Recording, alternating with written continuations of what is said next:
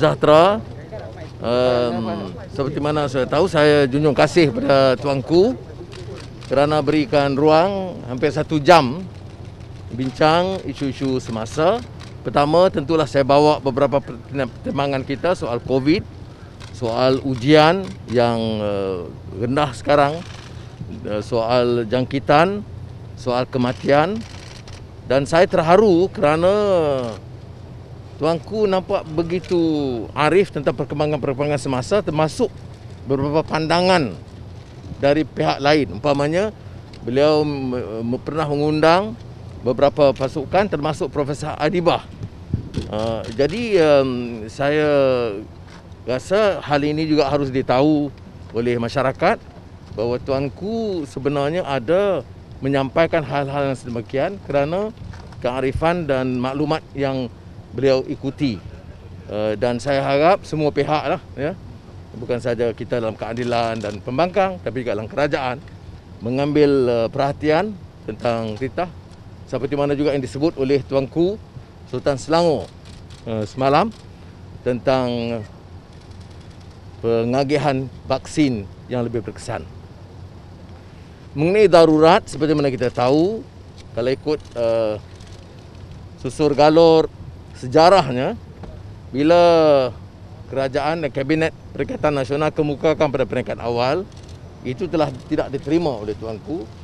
Tetapi bila dikemukakan kali kedua, dan nasihat Perdana Menteri dijalankan, jadi kita bayangkan pandangan kita bahawa penerusan darurat ini akan menyebabkan kerugian kepada negara, tidak membantu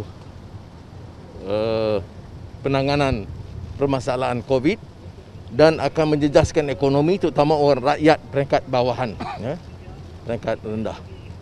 Dan kita tengok semua langkah yang boleh dilakukan tidak memerlukan darurat. Jadi kita merayu kepada tuanku supaya menghalang penerusan ini sedaya upaya, walaupun tuanku tepat mengatakan bahawa patuh kepada semangat Raja berperlembagaan mengikut nasihat Perdana Menteri. Parlimen, seperti kita tahu beberapa bulan yang lalu, tuanku telah pun mengeluarkan pandangan kenyataan warkah untuk meminta supaya Parlimen boleh diadakan dengan syarat kerajaan bersetuju. Itu pun tidak dilakukan. Saya jelaskan hal-hal ini kerana ada persepsi yang berbeza, seolah-olah hal ini tidak dilakukan. Jadi ini perkara. Yang lain kita bincang soal kedudukan dalam negara, keyakinan rakyat, keyakinan pelabur dalam negara dan luar negara yang meminta supaya ada satu perubahan peralihan yang baik. Dan ini perbincangan yang kita mulakan, dan saya junjung kasih kerana kesediaan tuanku mendengar dengan teliti dan memberikan nasihat dan titah yang sewajarnya. Terima kasih. Apa saja hasrat tuanku? Ya. Apa saja hasrat tuanku memanggil semua pemimpin parti politik?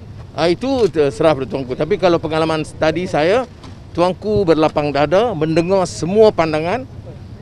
Kalau 1 jam itu cukup, ya.